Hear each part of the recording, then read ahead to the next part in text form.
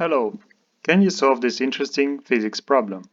At an airport, a man walks on a long horizontal escalator in 40 seconds. But it takes him 2 minutes if he does not walk on the escalator. How long will it take for the man to pass the escalator if it's not operating?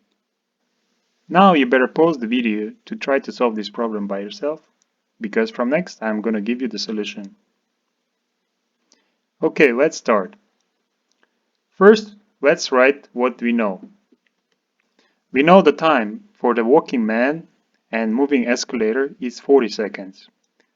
We know the time for only moving escalator is 120 seconds. And we need to find the time for only man to pass non-operating escalator. So this is what we know.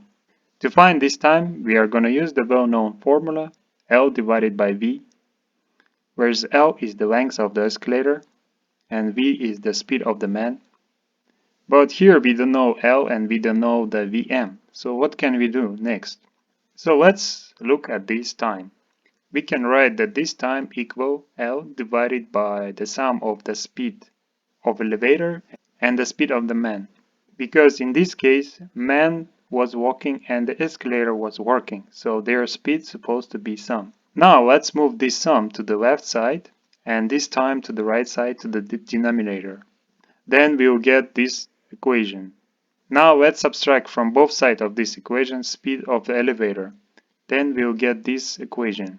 This speed we can also represent as L divided by elevator time. As you can see, we have L here and L here, so we can factor it. Then we'll get this expression. Now let's subtract these two fractions, then we'll get this expression. Now we can put this fraction to our first formula, to here. Instead of Vm, we can put this fraction. Then we'll get this equation. So now, if we divide the numerator by denominator, we are going to get this expression. And the L was reduced. And all we need to do now is to put these values here. Then we'll get this expression.